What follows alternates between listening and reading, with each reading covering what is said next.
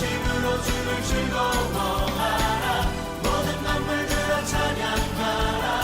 영원히 영원히 달처럼 춤을 추면서 전심으로 주를 즐거워하라. 모든 만물들아 찬양하라. 영원히 영원히.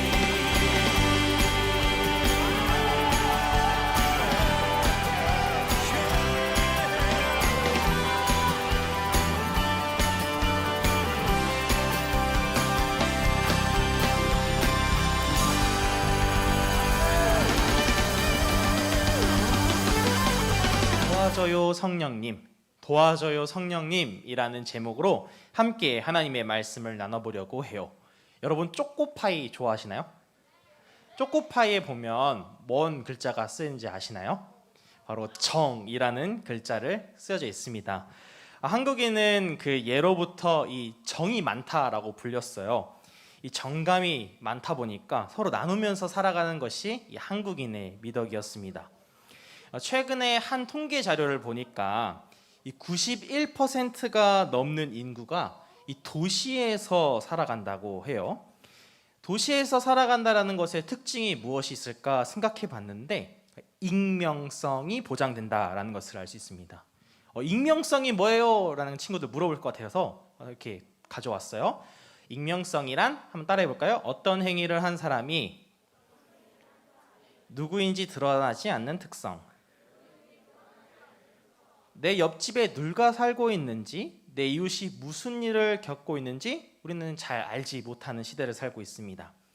예전에는요, 우리 동네의 주민이 무슨 일을 겪는지 서로 너무나도 잘 알았습니다. 그래서 주민들끼리, 이웃끼리 서로 정을 나누면서 살아가는 것이 당연했어요. 서로 정을 주고받으면서 살아가니 우울하거나 힘들지는 않았습니다. 부모님들끼리 서로 반찬을 가져다 주는 일이 다반사였어요. 내 친구 집에 계란말이가 올라오면 우리 집에도 계란말이가 올라오고, 우리 집에 소세지 반찬이 나오면 내 친구 집에도 소세지 반찬이 나오는 그런 일이 다반사였습니다. 이렇게 서로 왕래하며 정을 주는 시대를 살았지만 요즘은 이전보다는 확실히 덜한 시대를 살아가는 것 같아요. 내 이웃에 대해서 무관심한 모습이 있습니다. 그러다 보니 살면서 관심이 필요한 사람들의 경우 겉으로 보기에는 멀쩡해 보일지라도 마음에는 심각한 병을 얻고 살아가는 사람들이 있다고 해요. 말 못할 고민이 있어서, 그리고 마음이 메마른 사람들이 이 현대의 삶을 살아가고 있습니다. 이것이 현대인들에게 있어서 가장 큰 질병이라고 해요. 현대인들이 이런 질병을 가지고 살아가는 것처럼 이 성경에서는 인간 자체가, 사람 자체가 가진 질병에 대해서 우리에게 이야기해 줍니다. 이 질병은 무엇이냐면 하나님과 인간의 관계가 끊어짐인 것을 말합니다. 이것을 우리는 한 글자로 잘 이야기할 수 있는데요, 따라해 봅시다. 죄. 그것을 죄라고 성경은 표현하고 있어요. 그래서 성경이 우리 인간에게 말하기를 인간은 죄인이다 라고 말씀하고 있는 것이에요. 아니 강사님, 왜 우리가 죄인이에요? 라고 물어보는 친구들이 있을 수 있어요. 한 가지 예를 들면 하나님이 토기장이이고 우리는 그릇이라는 성경 표현을 통해서 이야기할 수 있을 것 같아요. 하나님 맨 처음에 만드신 목적에 따라서 살아가야 하는데 우리는 하나님의 목적과는 반대되는 모습을 살아가는 것을 알 수 있어요. 그래서 우리는 죄인이라는 것이에요. 어떤 행동을 하냐면 가깝게는 우리 이웃에 대한 무관심한 태도로 나아가죠. 더 나아가서는 이웃과 이웃이 서로 죽이는 태도, 이런 모습들은 바로 하나님이 원하지 않는 모습입니다. 한 예로 이 러시아와 우크라이나의 전쟁을 통해서 알 수 있어요. 서로 싸우고 죽이는 것, 하나님이 원하시는 모습일까요? 아니죠. 그런 모습들이 바로 죄된 인간의 모습입니다.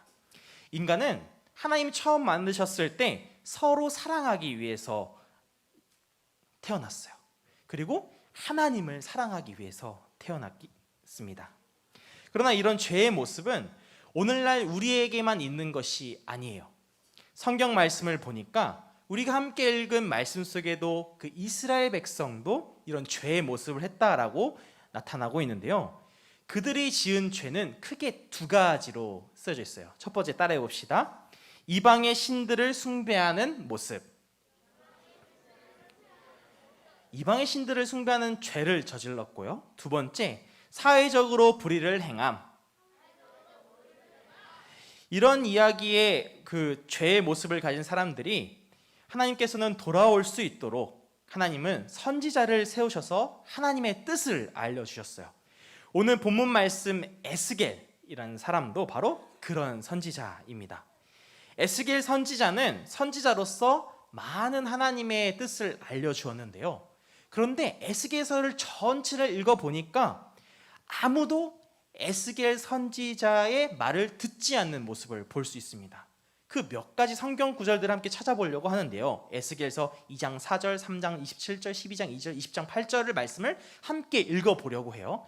읽으면서 이 공통되는 특징을 한번 발견했으면 좋겠어요. 먼저 2장 4절 말씀을 함께 읽어볼까요? 자, 시작.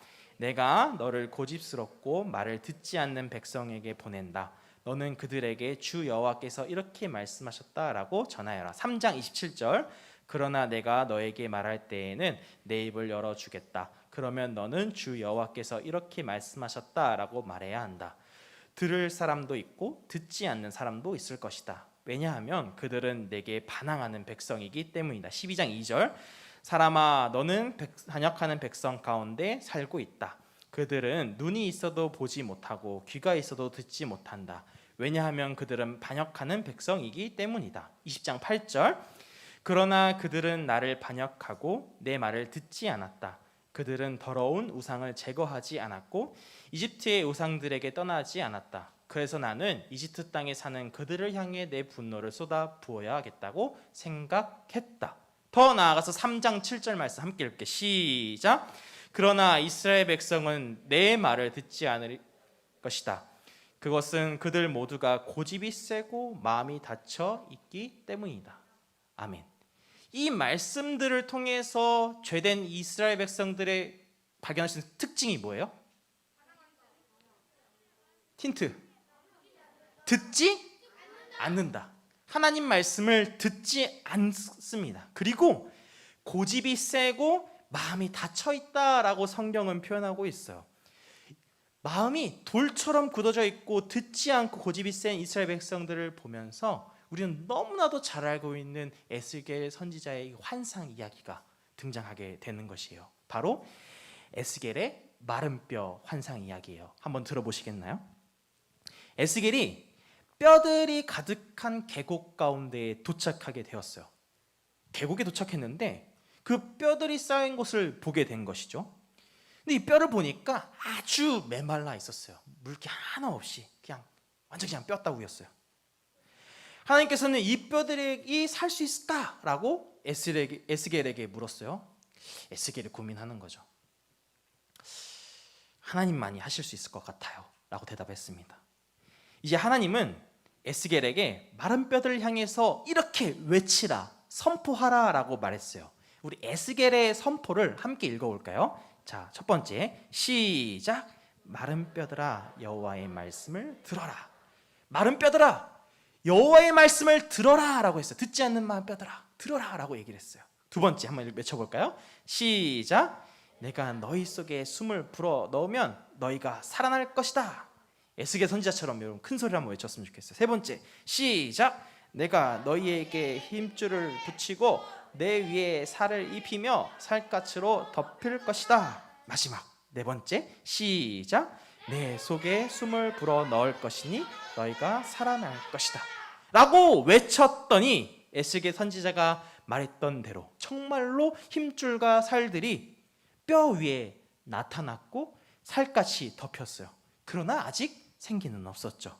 그때 생기가 죽임당한 그들에게 들어가라 라고 명령을 했더니 그랬더니 생기가 들어가고 살아났고 매우 큰 군대를 맞닥뜨리게 되었어요.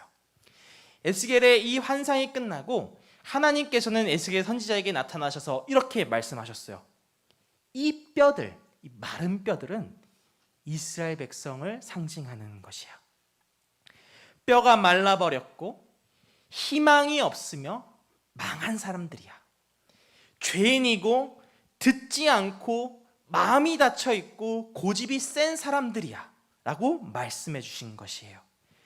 이런 절망적인 죄인의 모습, 마른 뼈와 같은 모습을 그만 내버려 두시는 하나님이 아니시죠. 하나님께서는 에스겔 선지자를 통해서 계속해서 절망적이고 부정적인 이야기만 하는 것이 아닙니다. 하나님께서는 희망의 메시지를 동시에 함께 주셨어요. 그 희망의 메시지가 무엇인지 함께 읽어볼까요? 시작! 내가 너희를 회복시킬 것이다.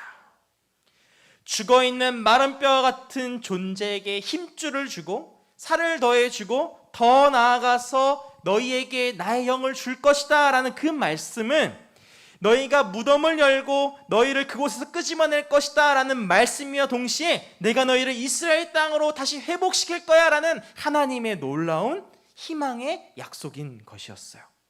또한 14절 말씀을 통해서 이렇게 이야기합니다. 함께 말씀 읽어볼까요? 시작! 내가 나의 영을 너희 속에 두고 너희가 살 수 있게 할 것이다. 그리고 내가 너희를 너희 땅에 정착시킬 것이다. 그때 너희는 나 여호와가 그것을 말하였고 이루었다는 것을 알게 될 것이다. 나 여호와의 말이다. 11장 19절 말씀에도 이렇게 희망의 메시지를 주고 있어요. 내가 그들에게 한 마음을 주고 새 영을 넣어주겠다. 돌같이 굳은 마음을 제거하고 살같이 부드러운 마음을 주겠다라고 희망의 메시지를 주시는 것이죠. 이렇게 듣지 않는 마음, 돌같이 굳어진 마음을 제거하고 새로운 영을 넣어줌으로써 하나님의 말씀을 듣지 않는 한 사람에서 듣는 사람으로, 하나님의 말씀에 순종하는 사람으로, 하나님께 마음이 열린 사람으로 변화시켜준다라는 그런 희망의 메시지를 주신 것이에요. 새 영이 들어가면, 이 새 영은 성령 하나님을 말하는 것입니다. 루아흐라는 히브리어 단어를 사용하는데요, 이 히브리어는 하나님의 영이라는 뜻을 가지고 있어요. 이제 하나님의 영이 마음 가운데로 들어옴으로써 죄악에 빠져 있는 사람들, 마음이 굳어져 있는 사람들이 부드러운 마음으로 변화내는 것입니다. 죄에 빠져서 마른 뼈와 같이 생기 없는 사람이 살아나서 군대를 이룬다라고 에스겔 선지자는 말씀해주고 있는 것이에요. 강사님이 처음 시작할 때 그 초코파이 이야기를 했는데 기억나세요? 어른들은 정을 가지고면서 살아가지만 오늘날의 현대인들은 익명성, 서로 무관심한 삶을 살아간다라고 했어요. 그래서 마음이 메마르고 서로 무관심하고 그리고 하나님과는 멀리 떠나고 아무런 상관없는 삶을 살아간다라고 했죠. 또 오늘 본문 말씀 속에서는 하나님의 말씀을 듣지 않아서 하나님 이외에 다른 신을 섬기는 죄의 모습을 하는 이스라엘 백성들, 그래서 사회적으로 의롭지 못한 행동들이 나오는 이스라엘 백성들을 보게 됩니다. 하나님은 에스겔 선지자를 통해서 이렇게 하나님의 뜻을 얘기해 주는 것이에요. 그들이 마음이 굳었다. 그들이 마른 뼈와 같다라고 말씀한 것입니다. 그래서 이런 죄의 모습을 하고 있는 사람들이 마른 뼈처럼 마르지 않으려면, 회복하려면 성령 하나님의 도우심이 있어야 된다라고 이야기해주고 있는 것이에요. 성경 말씀을 보니까 이 성령님이 하시는 일이 있어요. 따라서 해볼까요? 성령님은 돕는 분입니다. 쉽게 헬퍼예요. 헬퍼. 어떻게 돕냐면 예수님의 가르침을 생각나게 돕는 분이세요. 우리 마음 가운데 들어오셔서. 그 말씀이 요한복음 14장 26절 말씀이 나와 있는데요, 우리 함께 읽어볼까요? 시작! 그러나 내 아버지께서 나의 이름을 보내실 진리의 성령이신 보혜사께서 너희에게 모든 것을 가르치시며 내가 너희에게 말한 모든 것을 생각나게 할 것이다. 아멘. 예수님께서 하신 일을 생각나게 하시는 분, 그분이 성령님이에요. 예수님의 말씀을 기억나게 도와주시고 하나님의 말씀을 듣지 않고 마음이 굳어져 있는 사람의 마음을 열게 하시는 분이 성령님이신 것이죠. 또 더 나아가서 마른 뼈같이 죽은 자를 살리시고 생명을 주시는 분이 누구예요? 성령 하나님이신 거예요. 그래서 우리는 우리 마음에 성령 하나님을 모시고 살아야 되는 것이에요. 그분이 하는 일을 하실 수 있도록 우리의 마음의 문을 활짝 열고 하나님의 말씀을 듣는 사람들이 다 되어야 하는 것입니다. 그렇게 했을 때 죄인이 변하여 의인이 되고, 마음이 아픈 질병을 가진 사람이 아프지 않게 되고, 마른 뼈 같았던 사람이 생명 있게 살아난다는 것을 기억하는 본당 소년부의 어린 성도님들 다 되시기를 소망합니다. 말씀을 마치려고 해요. 사랑하는 소년부 어린 성도님들, 혹시 여러분의 마음은 어떻습니까? 지금까지 어른 얘기했고, 어른들 현대사회 얘기했고, 성경 말씀 이야기했는데 여러분의 마음은 어떻습니까? 코로나19로 인해서 메마르게 되지는 않나요? 마음이 굳어져서 옆에 있는 친구를 봐도, 선생님을 봐도 아무런 상관없는 사람처럼 느끼지는 않나요? 굳은 마음은 이 가장 가까운 사람들에게 내가 어떻게 행동하느냐를 통해서 알 수 있습니다. 내가 마음이 굳었는지, 내 마음이 부드러운 사람인지 알 수 있어요. 집에서는 내가 부모님께 어떻게 하는지, 가족에게, 형제에게 어떻게 하는지를 통해서 알 수 있겠죠? 학교에서는 친구들에게, 선생님에게 어떻게 하는지 알 수 있을 것 같아요. 교회에서는 반 선생님에게 어떻게 대하는지, 오랜만에 일주일 만에 본 우리 친구들에게 어떻게 서로 대하는지에 따라서 내 마음이 굳은 사람인지, 내 마음이 부드러운 사람인지를 알 수 있을 것 같아요. 오늘은 5월 며칠이죠? 8일입니다. 어버이날이고 어버이 주일로 예배를 드리죠. 마음이 메마르지 않는 사람은 부모님께 어떻게 표현할까요? 마음이 굳어져 있지 않은 사람은 성령 하나님을 통해서 어떤 하나님의 뜻을 들을 수 있을까요? 감히 저는 하나님의 말씀인 십계명이 생각날 거라 확신합니다. 그 중에서도 5계명, 내 부모를 공경하라, 이 말씀은 예수님께서 말씀하신 하나님을 사랑하고 내 이웃을 사랑하라는 것 중에서 이웃사랑의 첫 번째 되는 계명이에요. 뭐라고요? 내 부모를 공경하라. 이제 이 시간 예배 이후에 부모님께 열린 마음으로, 굳은 마음 아니에요, 열린 마음으로 사랑한다 라고, 감사한다 라고 꼭 표현하는 우리 본당 소년부 어린 성도님들 다 되시기를 소망합니다. 그리고 이렇게 기도하기를 소망합니다. 함께 읽어볼까요? 시작.